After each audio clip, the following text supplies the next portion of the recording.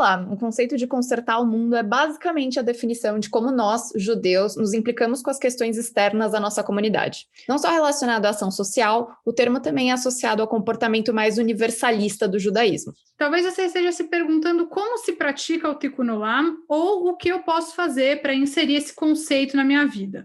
Eu sou Anita Efraim, jornalista e fanática por futebol, e hoje a gente vai falar sobre a teoria e a prática desse conceito que é o Tikkun Olam. E eu sou a Ana Buchmann, mais conhecida como Malca, ativista comunitária de longa data. Hoje é um episódio com novidades. Esse episódio marca um novo momento pra gente. A partir de agora, uma vez ao mês, teremos um episódio produzido com o apoio da comunidade Shalom. Estamos ansiosas para ver os novos rumos do nosso podcast, pensando nos melhores conteúdos e experiências para você, ouvinte. Nosso convidado de hoje é o Rabino Adrian Gottfried, que já esteve aqui com a gente hoje, da comunidade Shalom, a Sinagoga Massorti de São Paulo.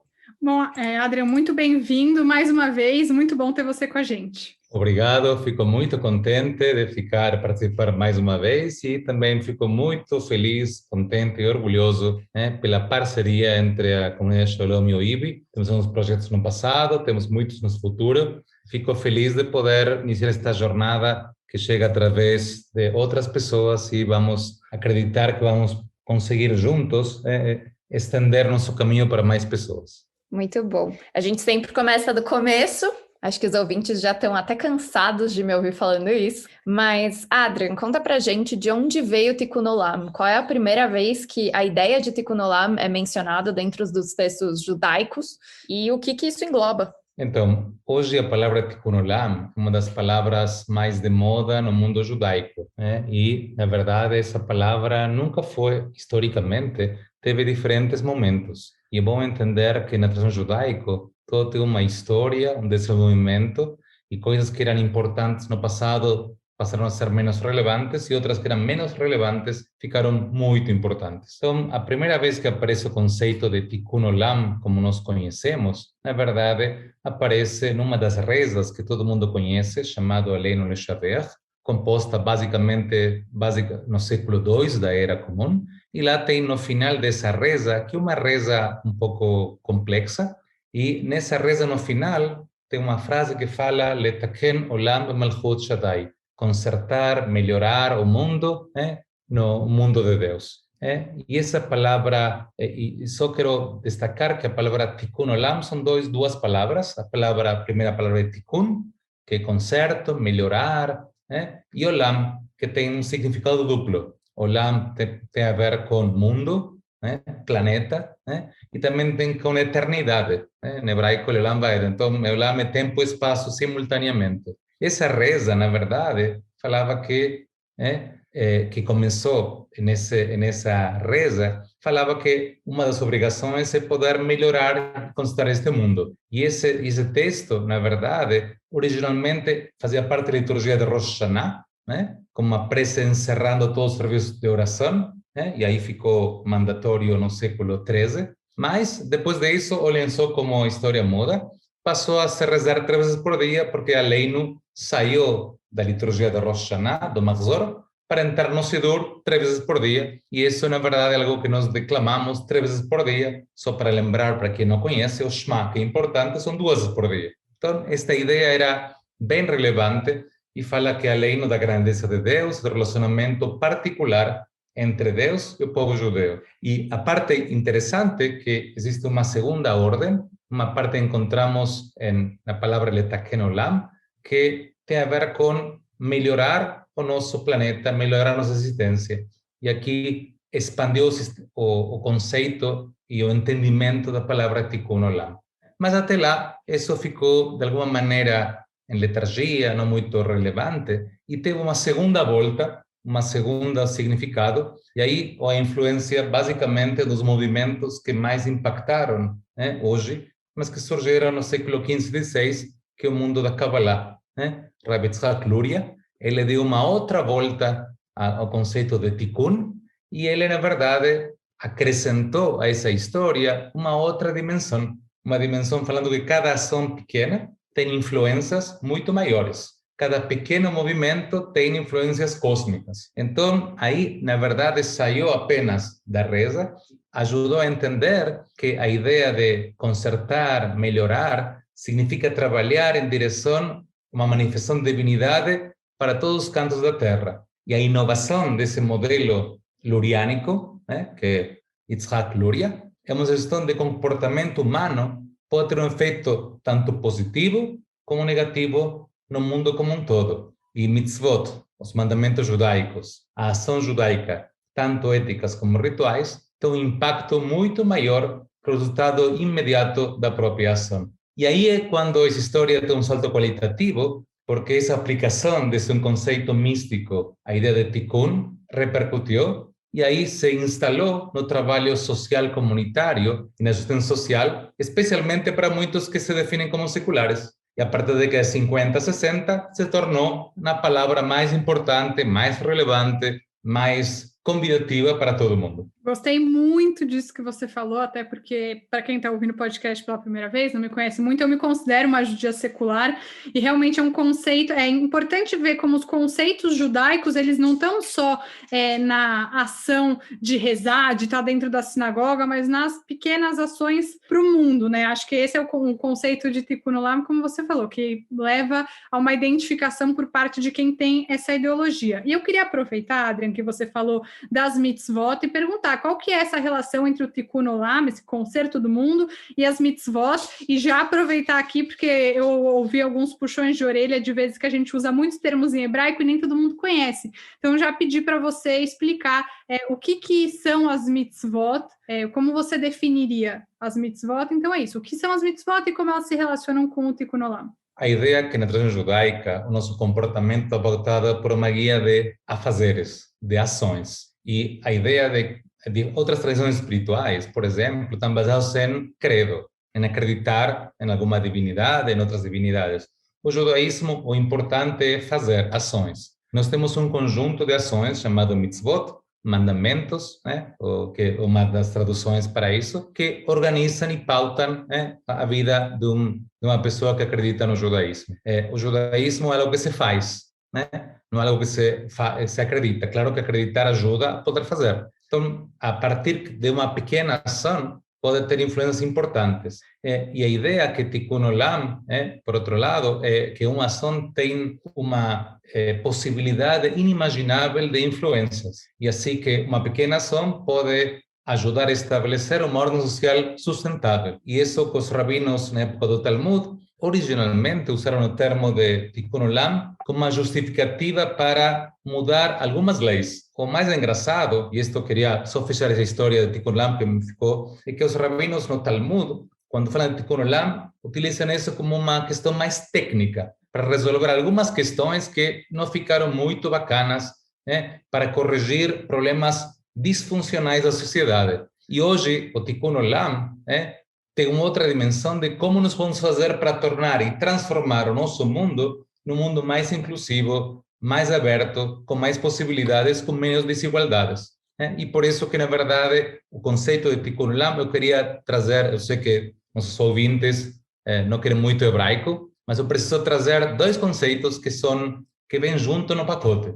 A gente não pode falar de um sem falar dos outros. O primeiro é a palavra tzedek, que significa justiça em hebraico. Uma das mais importantes palavras, e o conceito de tzedakah, justiça social, deriva da justiça. E isto é bem importante porque muitos ouvintes, quando ouvem a história de ajudar ao próximo, automaticamente remetem na sua cabeça ao conceito cristão da caridade. Caridade vem de core, de coração, tem a ver com ser sensível a um momento especial. No mundo judaico, a questão de ajudar, de poder contribuir, de poder colaborar, de poder fazer, não passa pelo sentimento, pelo coração, passa pela justiça. E isso é outra dimensão totalmente diferente. Nós somos obrigados, obrigados em termos para, claro, quem quiser, porque mitzvah finalmente é uma escolha. Você pode acreditar que mitzvah é uma obrigação divina, mas também é tua escolha fazer ou não fazer, como todas as outras alternativas. Então, a palavra tzedek é muito importante, que vai associado ao conceito de Tikkun Olam, e também está associado a um outro conceito que vou eventualmente falar, se vocês quiserem, que é um judaísmo profético, de imaginar que a sociedade pode ser diferente do que é, que nossa realidade não se limita a que nós conhecemos, e que nós temos, desde a época bíblica, basicamente os profetas, pessoas como Isaías, Jeremias, que pensaram uma sociedade muito mais justa, muito mais sensível, muito mais ajudando uns aos outros que a que nós temos hoje. E por isso que esse é um pacote que vem mais ou menos junto. E uma das bandeiras importantes que começou no judaísmo norte-americano da década de 50, 60, puxado movimento reformista, e depois, como todas as coisas, se expandiu a judeus de esquerda e direita, de diferentes linhas, e hoje todo mundo tem projetos de Tikkun Olam. Essa palavra de moda, e acho que isso vai ser uma maneira de convidar e de manter, né, a tradição judaica, especialmente para os mais jovens. Muito bom. Acho que quando a gente começa a trazer esse universo como um todo, sempre me passa na cabeça que tem várias expressões, né? Achei que seria legal a gente trazer para os ouvintes a diferença entre essas expressões e o que elas querem dizer no nosso dia a dia, né? Então, Adrian, qual que é a diferença entre Tikkun Olam, Chesed e Tzedakah? Ok. Então, a palavra Tzedakah significa, tecnicamente, ajuda financeira para quem precisa.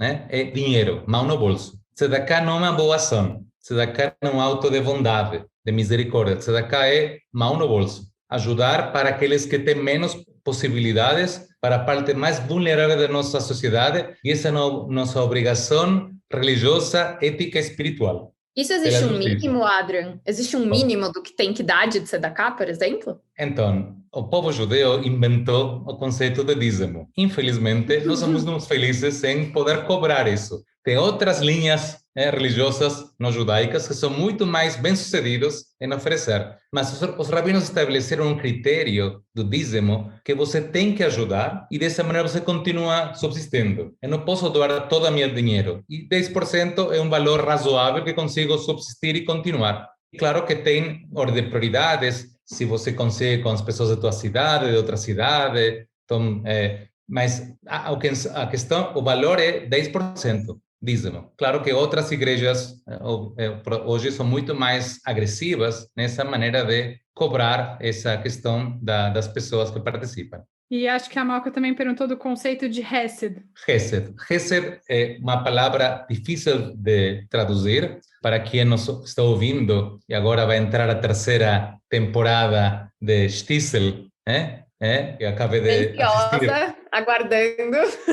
Então, ontem acabei de assistir o último capítulo, não vou dar spoiler para vocês, mas a Anitta tem Hesed no braço dela, uma tatuagem muito bonita. Hesed é uma palavra complexa. Hesed é uma combinação de ações de bondade, de misericórdia, e Hesed, na verdade, sim, é fazer alguma série de ações que envolvem questões financeiras, mas não necessariamente. Pode ser outras ações que não são dinheiro para ajudar. E Hesed é uma das palavras mais relevantes que você faz de uma maneira muito relevante, e Hesed é uma estrutura central da religião judaica. Mas só para, tecnicamente, Tzedakah é dinheiro. Quando eu sou voluntário numa ONG, não é Tzedakah, eu sou voluntário, pode ser até Hesed, mas não é Tzedakah. Tzedakah é quando eu ajudo financeiramente alguém que está menos vulnerável, e acho que é bem importante no nosso tema, mas eu queria destacar, é que até a pessoa que recebe tzedakah, que recebe ajuda social, ela também tem que ajudar. Porque sempre tem alguém que está em outra situação. O conceito é relacional. Não importa quanto você tem, sempre tem alguém que tem mais e que tem menos. Portanto, você ser um beneficiário de tzedakah não tira de você a responsabilidade de poder contribuir e ajudar. Isto é bem importante, porque isso é a maneira que os rabinos criaram e pensaram um mundo em que todo mundo tem uma relação com recursos financeiros de responsabilidade compartilhada. Quando eu tatuei Hesed, no caso, eu estava buscando uma tradução em hebraico para amor incondicional. E acho que pode não ser literalmente isso, mas eu entendo também que o que você está falando da diferença do Hesed com a Tzedakah também é a questão de não estar vinculado a nenhuma condição, né? Você praticar o bem sem nenhuma condição. Enfim, fica aí a curiosidade sobre a minha tatuagem. Mudando de assunto, você falou brevemente sobre a questão desse conceito, dessa renovação, dessa reciclagem do conceito de Tikkun Olam ter começado no judaísmo reformista e ter ido se espalhando. O Tikkun Olam, ele é entendido por todas as correntes judaicas da mesma maneira? O judaísmo liberal tem tem algo mais próximo do Tikkun Olam ou não? Está igual em todas as correntes judaicas? Não, na verdade, o que o judaísmo reformista impulsionou como base de seu credo na metade do século XX foi esse judaísmo profético. E Tikkun Olam foi uma consequência disso, de como tornar esse judaísmo profético a visão de Isaías do mundo com menos diferenças. E eles começaram a falar disso. E essa palavra começou nesse meio, mas rapidamente todas as linhas, as denominações judaicas contemporâneas se apropriaram desse conceito e fizeram programas de ação social, de justiça social, em cada sinagoga, em cada JCC, em cada federação nos Estados Unidos. Eu queria destacar especialmente que tem duas entidades bem importantes nos Estados Unidos. Um chama American Jewish World Service, que é uma ONG criada faz 30 anos, de judeus que viajam a diferentes lugares do mundo para poder fazer trabalho voluntário para nós judeus. E uma das ONGs mais maravilhosas, porque o impacto é muito relevante. Entre o impacto que eles têm, por exemplo, é chamar estudantes rabínicos de todas as linhas não ortodoxas, é claro, até ortodoxos modernos, ir para lugares como Guatemala, ou Tailândia, ou a África, para poder trabalhar. E como parte da experiência e entender o que significa com as mãos, porque Tikkun Olam não é um conceito teórico de racional, tem a ver com fazer. Essa é uma das ONGs mais importantes e nosso projeto na nossa comunidade Shalom, que vocês vão ouvir um pouquinho mais para frente, pela Dália, foi inspirado nesse projeto, que é nossa jornada social. Isso é tão importante que até a Sochnut, a Aliança Judaica, criou um programa chamado TEN, na África, justamente para chamar judeus do mundo inteiro para fazer isso parecido. Dedicar tempo a um voluntariado de 3, 6 meses e poder participar. E hoje não tem nenhuma sinagoga ou Aliança Judaica que não tenha um programa pensando nessas condições. A questão basicamente e tem uma outra questão importante que eu queria compartilhar. Um dos programas e sempre tem um monte de judeus trabalhando em ONGs. Você não importa que ONG você vai, sempre tem. Eu queria contar um depoimento pessoal. A Shalom, durante a pandemia, começou um programa, esse é outro tema, outra história, outro episódio, chamado Cozinha Solidária. A gente faz marmitas para as pessoas em vulnerabilidade social. Desde o começo da pandemia, aliás, desde junho, quando começamos, já preparamos na comunidade Shalom 40.000 marmitas, que são distribuídas, grande parte, pelos cefras, pelos franciscanos no Largo São Francisco. E quando fui pela primeira vez a distribuir as marmitas, eu chego lá, é uma barraca gigantesca, são 1.200 pessoas que no almoço e no jantar recebem comida. Chego lá, com os padres franciscanos, um rabino de padres franciscanos, numa piada é de verdade, e aparecem um monte de voluntários que são os que distribuem a comida. E para a minha surpresa, aliás, não tão surpresa, tinha por lo menos 15 judeus, dos quais 5 israelenses, que eram voluntários dos cefras, dos franciscanos, para distribuir. Então, em qualquer ONG judaica, sempre tem judeus envolvidos, faz parte, acho que, do nosso DNA, de poder participar, seja de um vínculo judaico, seja de outro vínculo, de ajudar. Isso pode falar de Teto, por exemplo, pode falar de outras ONGs, SOS Mata Atlântica, e tantas outras que cada vez que cruzo com eles, ou falo com eles, falam, rabino, também sou judeu. E isso é algo bastante habitual. Agora, a comunidade judaica ela é muito conhecida, por cuidar de si mesmo. Então, qual que é a relevância de pensar no conserto do mundo de uma maneira mais ampla e até, talvez, refraseando, para quem que é esse mundo melhor? Porque a gente fala, de conserto do mundo, mas para quem que é esse conserto, Adrian? Então, na verdade, é claro que a comunidade judaica tem uma rede de solidariedade, de apoio, de programas sociais, programas educacionais, de ajuda mútua muito relevante, que é muito valorizado pelas pessoas que não são da comunidade. Mas é claro que nosso mundo não se limita ao mundo judaico, e nosso mundo não se limita, portanto, nós sim temos uma responsabilidade para poder melhorar, de alguma maneira, o nosso entorno, a nossa cidade, nosso bairro, Nós temos essa responsabilidade. E isso, na verdade, significa que também parte dos recursos temos que alocar e esforços para que outras pessoas possam beneficiar disso. E por isso nós temos muitas pessoas que, do ponto de vista judaico, trabalham pela educação do Brasil, por exemplo, pelas artes, né? Tem muitos mecenas de artes que cuidam de música, pessoas que cuidam de programas de fome, de crianças de rua. Assim, temos um leque grande de pessoas, porque não funciona, a responsabilidade tem a ver que esse mundo, nós não somos isolados no mundo. E claro que o mundo judaico, proporcional à população do mundo, é pequeno, mas nós não somos isentos da responsabilidade de melhorar nosso entorno. Então, e essa acho que é a questão mais relevante. E claro que existe uma prioridade de os pobres da tua cidade têm prioridade na distribuição de recursos que aqueles que estão longe. Mas isso não impede também, se você tem possibilidades, de poder fazer uma campanha por Darfur ou por outros lugares mais longínquos do Brasil, ou de nossa própria realidade. Então, é uma questão de ponderação. Uma das coisas importantes, e esta é uma questão até que tem a ver com uma mudança de paradigma dentro da filantropia judaica, isso é outro assunto e outro tema, é que os novos filântropos são muito mais propensos a ajudar a causas gerais, humanitárias, de artes, que a causas judaicas. E isso é uma outra questão. E justamente os pais deles, os avós, eram mais propensos a ajudar a causas judaicas. Hoje é um pouco diferente e mudou a tendência nos Estados Unidos e na Europa radicalmente. Aqui no Brasil também começou a mudar. Então, assim, temos agora uma espécie de pêndulo, que é alguém que ajuda só entidades judaicas, agora temos alguém que só ajuda entidades gerais. Temos em conta um ponto de equilíbrio entre as duas.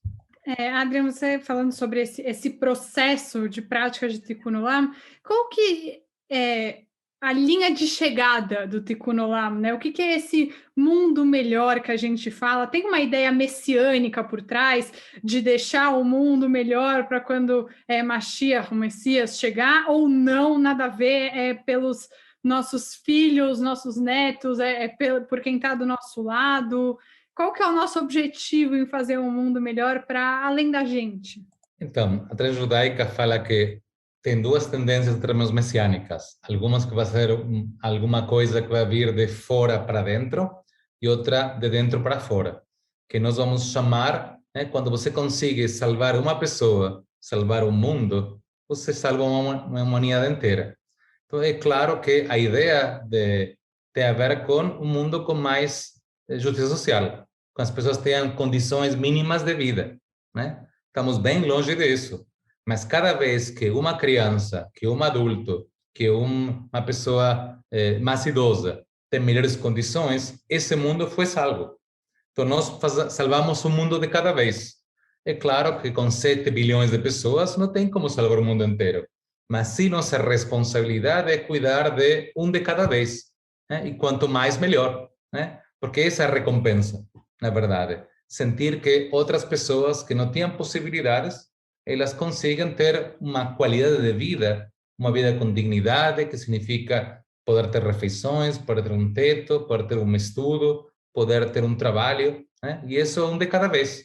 E tem pessoas que vão cuidar da saúde, que vão cuidar da alimentação, que vão cuidar do trabalho. A questão é, claro, que idealmente cada um vai receber o que precisa, mas estamos bem longe disso. Mas isso não nos tira a nossa responsabilidade, porque Messias pode vir quando nós façamos esse movimento, quando nós conseguimos um de cada vez. Se cada um puxa um, já metade da galáxia já se resolve. Mas a questão é que os que puxam não são tantos assim. E essa questão de Tikkun Olam, quando temos pessoas comprometidas com esse conceito de transformar, melhorar, consertar, reparar o mundo, nos ajuda a chegar a um momento em que mais pessoas tenham uma condição melhor de vida. Perfeito. O que me veio à cabeça agora foi toda a questão, talvez até mais do cristianismo, né? De falar que quem faz coisas boas vai para o céu, né? Ou para onde você vai, ou a purificação da sua alma, né? Quem faz Tikkun Olam ganha algo em troca, Adrian? Então, na tradição judaica, nós não temos a história, conceito de paraíso, de inferno, né? Isso, infelizmente, moramos num país,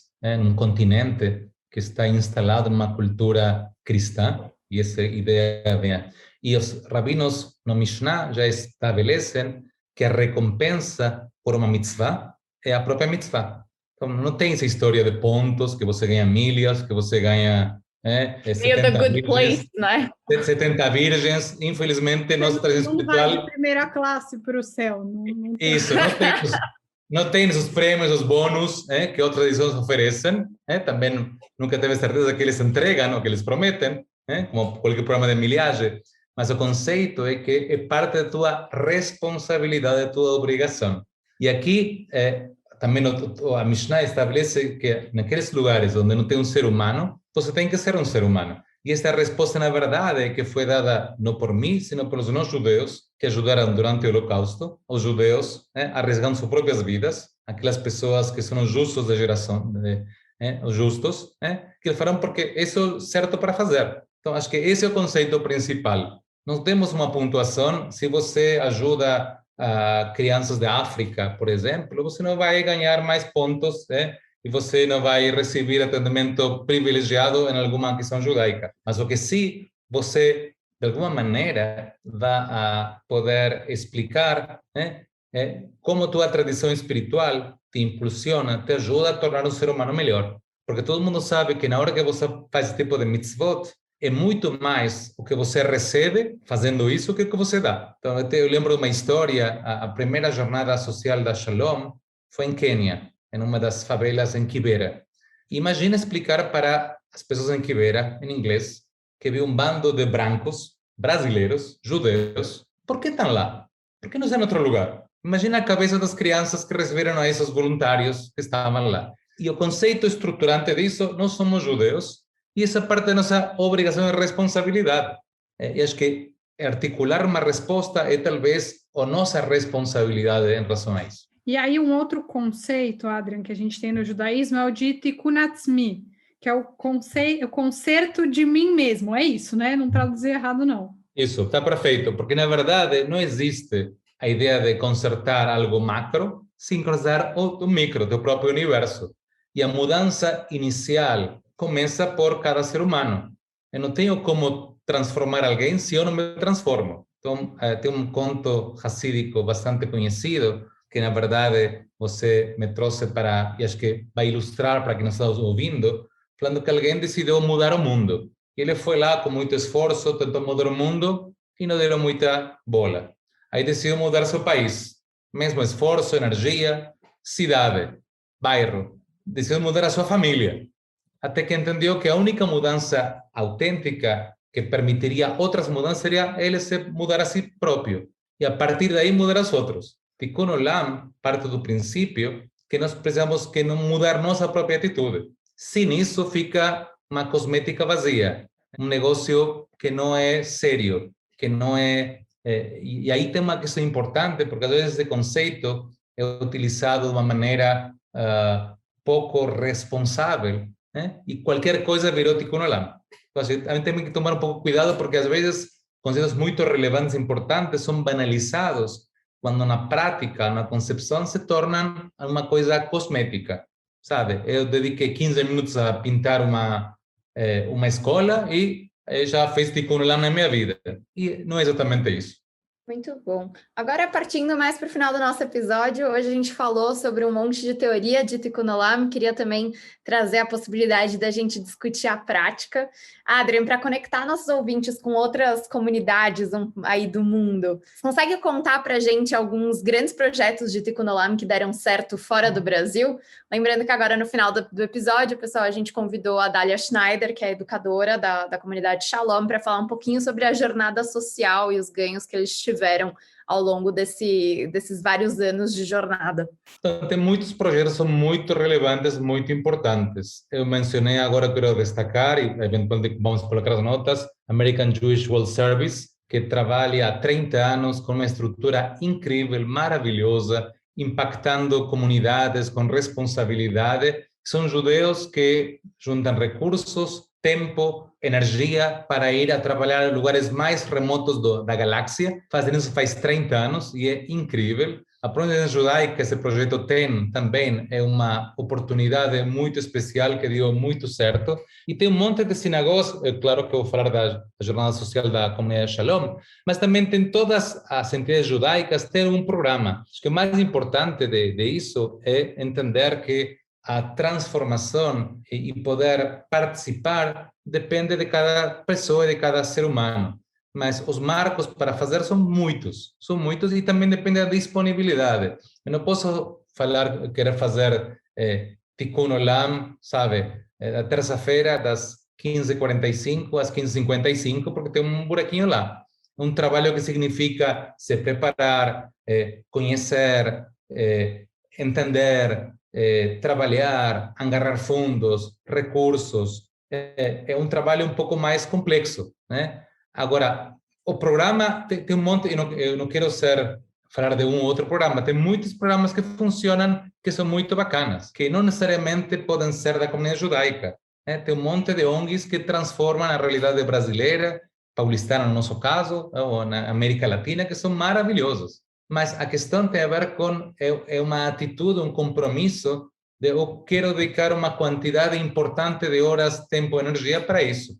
É impossível fazer isso de uma maneira virtual. Não é um like, é botar o corpo. E acho que isso é uma coisa importante, que tem a ver com corpo, com mãos na massa, com arregaçar as mangas e com fazer. Não é algo teórico, é algo prático e com um período de tempo longo. Não 15 minutos numa vez esporadicamente. É um programa que tem começo, meio e fim. E por isso que acho que é mais importante que o programa A, B ou C é se as pessoas, ouvintes, querem participar, querem se engajar, querem participar, aí tem várias alternativas que vão poder ter na comunidade judaica aqui no Brasil, tem algumas mapeadas, algumas iniciativas, mas tem várias também que não são da comunidade judaica que também valem a pena.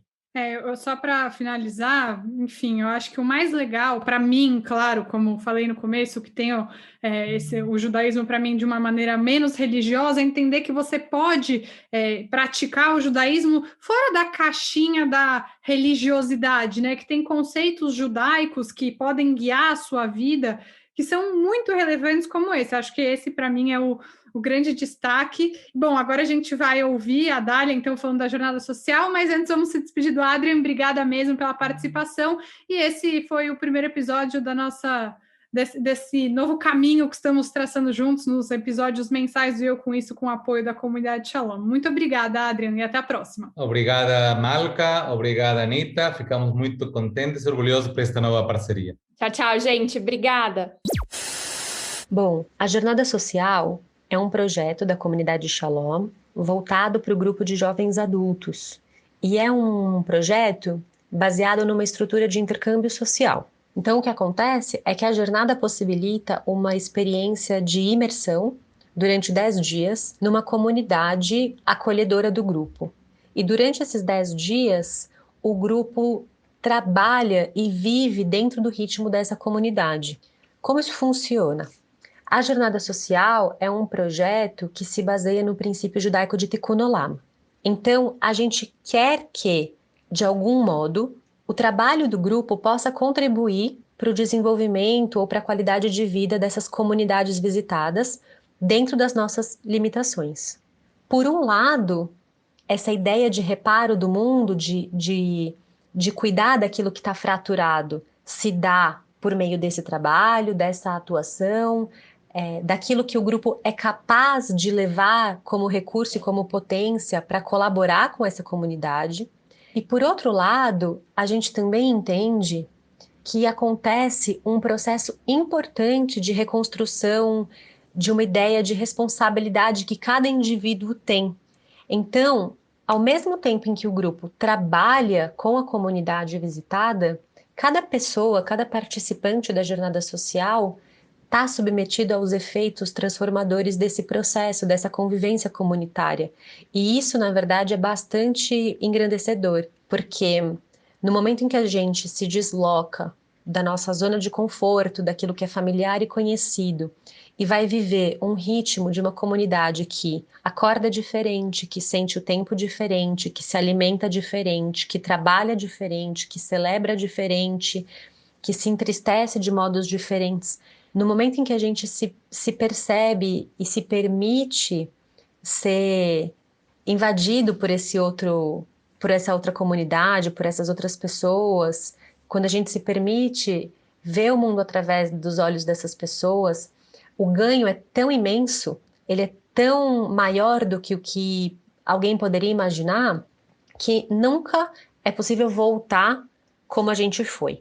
Então o grupo retorna dessa experiência com tantas peças fora do lugar que precisam de um novo arranjo, que precisam de um novo trabalho, que o participante que volta da jornada social acaba também trabalhando novos aspectos dessa responsabilidade, dessas práticas de cuidado com o mundo na vida, aí sim no seu lugar, na sua casa, no seu bairro, no seu ambiente de trabalho, com a sua família.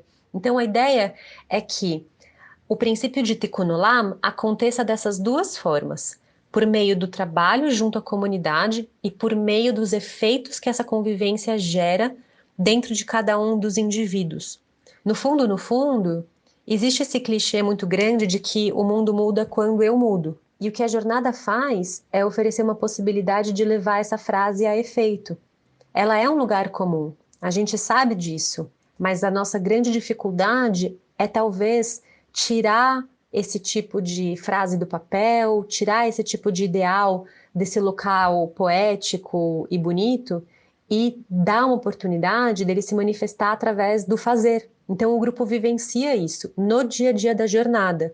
A gente já foi para o Quênia, para Guatemala, para a Ilha de Marajó, a gente foi para Israel, a gente trabalhou num quilombo na zona rural do Maranhão e por fim a gente até chegou a trabalhar no centro de São Paulo, porque a pandemia trouxe um cenário muito diferente de possibilidades. Mas o que acontece na jornada, de fato, é a gente trabalhar e perceber o que a gente é capaz de fazer com as nossas próprias mãos, com o nosso próprio esforço, junto com essa comunidade, o que acaba também trazendo um certo impulso que faz com que a gente recorde que a gente é capaz de atuar no mundo, para que o mundo seja mais parecido com aquilo que a gente quer. Muitas vezes a gente se sente impotente e amarrado às nossas circunstâncias, e uma das coisas que a jornada social faz é trazer um respiro e trazer uma criatividade, um impulso que vem desse novo olhar. Muitas vezes a gente não precisa ter a cabeça pensadora mais incrível, mais brilhante. O que a gente precisa, na verdade, é resgatar a convivência comunitária, as ideias mais ancestrais, o conselho das senhoras mais velhas. E isso acontece no dia a dia da jornada. Embora a gente se proponha a trabalhar, por exemplo, numa construção, é durante essa construção, é no preparo do alimento, é no carregamento de um material que acontecem as conversas com as pessoas da comunidade, e são essas as conversas que acabam trazendo toda essa potência de transformação individual a partir da vivência comunitária. Então a jornada, basicamente, é isso, é uma proposta intensa de vivência comunitária, onde a gente atua para trazer alguma melhoria para uma comunidade dentro das nossas limitações, e recebe em troca uma renovação do olhar, um novo frescor. A gente traz um movimento, na verdade, que permite que cada pessoa, cada participante volte e se reorganize e repense um pouco as suas próprias práticas e traga esses efeitos da jornada social para o seu convívio também. E aí entra Tikkun Olam, porque a gente pode fazer pelo outro, mas mais importante é que essa mudança aconteça dentro de cada um. Olá, mais uma vez, ouvinte. Aqui é a Amanda Hatzira, estudiosa de cultura judaica e sociedade israelense, e vou trazer para você as principais notícias dessa semana. Vamos lá! Você deve ter se deparado com algumas fake news disseminadas, inclusive pelo presidente Jair Bolsonaro, de que Israel teria supostamente encontrado a cura para a Covid-19. O que acontece é que existe um remédio, um medicamento em teste chamado EXO-CD24, desenvolvido pelo professor Nadir Arber, que faz pesquisas relacionadas ao câncer e que inicialmente estava desenvolvendo esse remédio para uso de tratamento de pacientes desse tipo. Testou 30 pacientes com quadros moderados ou graves da Covid-19 com esse medicamento, que é um spray nasal, um tipo de spray nasal, e dentre os 30, 29 melhoraram e em 5 dias deixaram o hospital. Mas isso não quer dizer que o medicamento seja de fato eficaz, comprovadamente eficaz, ou que haja tecnologia para que o medicamento seja exportado em larga escala para outros lugares do mundo. professor ainda explicou que o remédio passou pela fase 1, então está numa fase muito inicial e ainda precisa de aprovação do Ministério da Saúde e de subsídios que permitam que os estudos sobre esse remédio e testes avancem e passem ainda pela fase 2. Ao contrário da cloroquina, que é comprovadamente ineficaz contra a Covid-19. Mesmo assim, ainda faltam estudos, então não dá para tirar sem nem esperar que de fato o pedido que foi feito pelo Jair Bolsonaro para que o remédio seja utilizado aqui no Brasil emergencialmente, de fato aconteça. Isso tem causado uma certa polêmica, né? O próprio primeiro-ministro Benjamin Netanyahu tweetou, abre aspas, falei ontem por telefone com o presidente brasileiro Jair Bolsonaro, que nos parabenizou pelo sucesso da campanha de vacinação em Israel. Concordamos em cooperar no desenvolvimento de medicamentos e vacinas contra o vírus corona. Espero que nos encontremos em breve. Fecha aspas. Bom, nós continuamos por aqui, sempre nos informando e procurando fontes confiáveis, né? Não dá para acreditar em qualquer informação, ainda mais no meio de uma pandemia e de todas essas crises pelas quais estamos passando. Não dá para acreditar em qualquer coisa sem checar de fato a procedência das informações. E a segunda notícia de hoje é relacionada mais diretamente ao primeiro-ministro Benjamin Netanyahu.